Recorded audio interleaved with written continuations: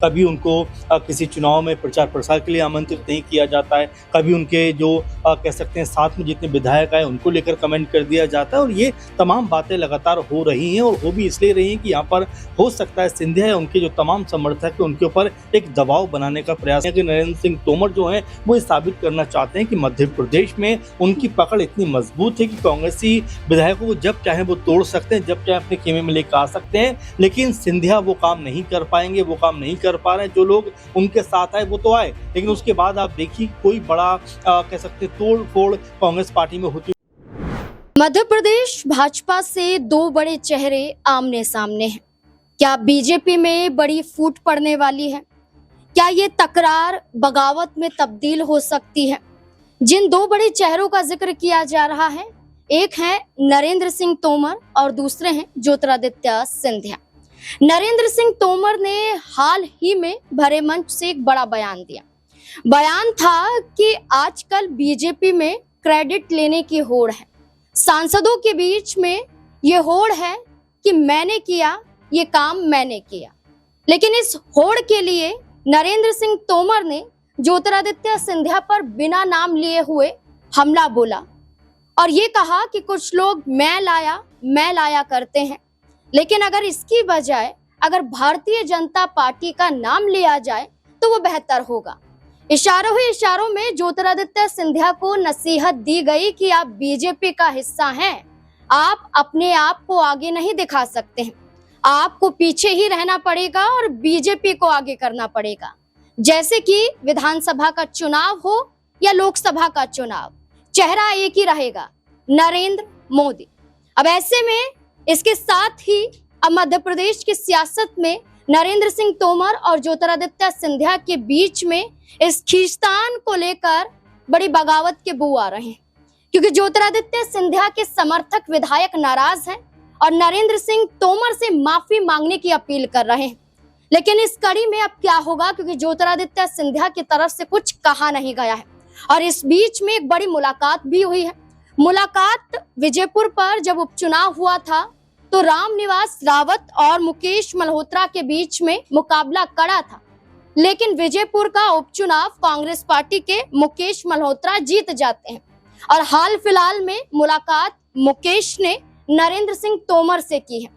इस मुलाकात के पीछे मायने क्या हैं और नरेंद्र सिंह तोमर का ज्योतिरादित्य सिंधिया पर हमला करना किस और इशारा करता है? तमाम सवाल यहाँ पर खड़े होते हैं। तमाम सवालों के जवाब लेने के लिए मेरे साथ मौजूद हैं मेरे वरिष्ठ सहयोगी अमन सर।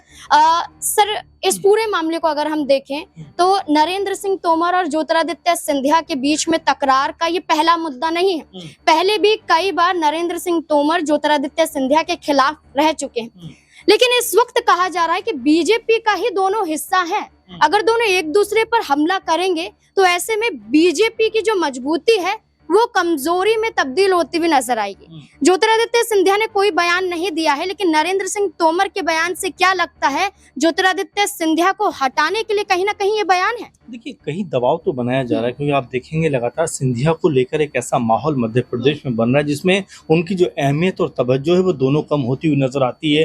कभी ये कह दिया जाता है कि भाई किसी के दम से ये काम नहीं हो रहा, बल्कि सरकार करा रही है तभी ये काम हो रहा है। कभी उनको किसी चुनाव में प्रचार प्रसार के लिए आमंत्रित नहीं किया जाता है, कभी उनके जो कह सकते हैं साथ में जितने विधायक आए उनको लेकर कमेंट कर दिया जाता है। और ये तमाम बातें लगातार हो रही हैं और हो भी इसलिए रही हैं कि यहाँ पर हो सकता है सिंधिया या उनके जो तमाम समर्थक है उनके ऊपर एक दबाव बनाने का प्रयास किया जा रहा हो। यहाँ पर जो नरेंद्र सिंह तोमर ने जिस तरह से उनके ऊपर अप्रत्यक्ष रूप से वार किया है उसको लेकर भी बहुत सारी चर्चाएं हुई कि भाई आखिर सिंधिया को टारगेट क्यों किया जा रहा है। वो तो बीजेपी में आकर बीजेपी के पूरी तरह से कह सकते हैं भक्ति में लीन हो गए, बीजेपी की हर जगह पे जो बढ़ाई है उनके बारे में बातें करते हुए नजर आते हैं। लेकिन उसके बावजूद भी आप देखेंगे तो सिंधिया को लेकर बीजेपी में जो एक एक्सेप्ट करने की जो बात होती है, उनको जो हाथों-हाथ लेने की बात होती है, वो ना के बराबर नजर आती है। कई बड़े नेता कई बार इस बात को कह चुके हैं कि भाई सिंधिया के आने से, हालांकि नाम नहीं लिया, लेकिन उनके कहने का अर्थ ये निकल के सामने आता है कि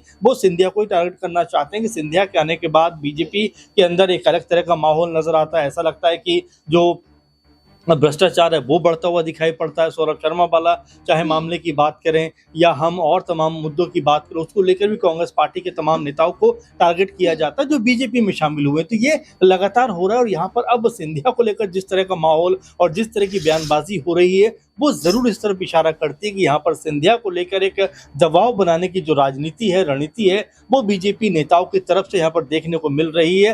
नरेंद्र सिंह तोमर ने जिस तरह की बात उनको लेकर कही है, जाहिर बात है कि वो बात भी अपने आप में इस तरफ जरूर इशारा करती है कि क्या यहाँ पर कोई अंदर खाने में बड़ा खेल चलता हुआ नजर आ रहा है। नाजमीन, आप देखिए चाहे कैलाश विजयवर्गीय की बात करें या फिर हम और तमाम लीडर्स की बात करें, वो उनमें आपस में एक कह सकते हैं कि एक ऐसा गैप नजर आता है जो भरने का नाम नहीं ले रहा। और यहाँ पर कई नेता ऐसे भी जो सामने आकर बयानबाजी भी करते हैं। अच्छा जिससे सर, एक सवाल यहाँ पर ये बनता है कि रामनिवास रावत को लेकर ये कहा गया था कि ये वो चेहरा है जो ज्योतिरादित्य सिंधिया के समर्थकों में गिने जाते हैं, लेकिन जब सिंधिया 2020 में बीजेपी के साथ मिले तब रामनिवास रावत साथ नहीं आए, लेकिन बाद में लोकसभा चुनाव के बीच में नरेंद्र सिंह तोमर के कहने पर वो बीजेपी में आ गए और बीजेपी में आने के बाद इन्होंने अब उपचुनाव लड़ा विजयपुर से, लेकिन हार का सामना करना पड़ा और इसका कारण भी ज्योतिरादित्य सिंधिया को ठहराया गया। तो क्या अब नरेंद्र सिंह तोमर से जो मुलाकात कांग्रेस विधायक मुकेश मल्होत्रा की हुई, इस मुलाकात के पीछे माना गया कि रामनिवास रावत ने एक याचिका दाखिल करवाई थी ग्वालियर कोर्ट में। याचिका थी कि जो मुकेश मल्होत्रा हैं उन्होंने आपराधिक छवि को छुपाने की कोशिश की है, जिसकी सुनवाई के लिए वो कोर्ट पहुंचे थे और इसलिए मुलाकात नरेंद्र सिंह तोमर से हुई थी। अगली सुनवाई 28 जुलाई को होगी, लेकिन कहा जा रहा है कि अपराध सिद्ध हो जाते हैं तो फिर से विजयपुर पर उपचुनाव हो सकता है। तो क्या फिर से नरेंद्र सिंह तोमर ये दिखाना चाहते हैं कि सिंधिया की वजह से हार हुई और उनकी वजह से अगर ऐसा होता है तो कहीं ना कहीं ये सीट उनके खाते में आ? देखिए, नरेंद्र सिंह तोमर ये चाहते हैं कि उनका दबदबा उस पूरे के इलाके में बना रहे, क्षेत्र में बना रहे।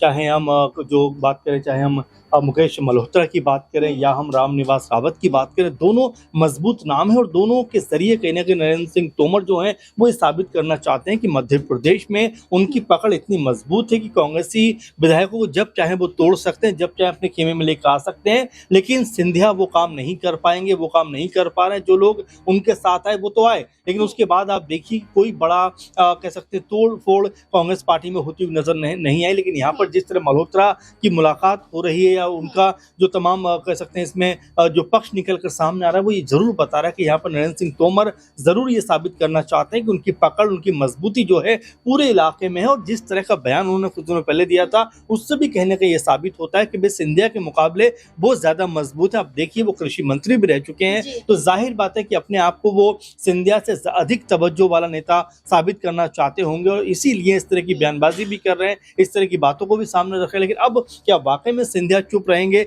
या सिंधिया यहाँ पर कोई बड़ा बयान देते हुए नजर आएंगे? सिंधिया गुट के जो लोग हैं वो यहाँ पे नाराज भी नजर आ रहे हैं, खफा नजर आ रहे हैं कि भाई इस तरह का बयान नहीं दिया जाना चाहिए। तो अब कई इसमें बातें हैं जो खुलकर सामने आएंगी, लेकिन सिंधिया का अभी भी खामोश रहना क्या किसी बड़े तूफान की कहीं ये सुगबुगाहट तो नहीं है? क्या कोई बड़ा कदम जो है वो सिंधिया तो नहीं उठाने वाले?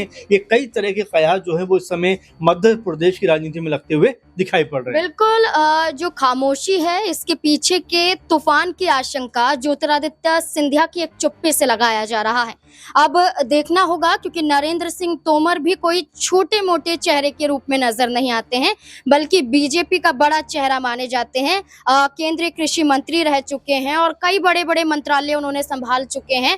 और ऐसे में देखा जाए तो अब इशारों ही इशारों में ज्योतिरादित्य सिंधिया के कद को घटाने के लिए भारतीय जनता पार्टी से ये चेहरा एक बार फिर से उभर चुका है। क्या सिंधिया चुप्पी तोड़ेंगे या फिर नहीं, ये सवाल बन जाता है। इस पूरे मुद्दे को लेकर अब आपकी राय क्या है? अपनी राय कमेंट बॉक्स में जरूर दें। देखते रहें SPN9 न्यूज। धन्यवाद।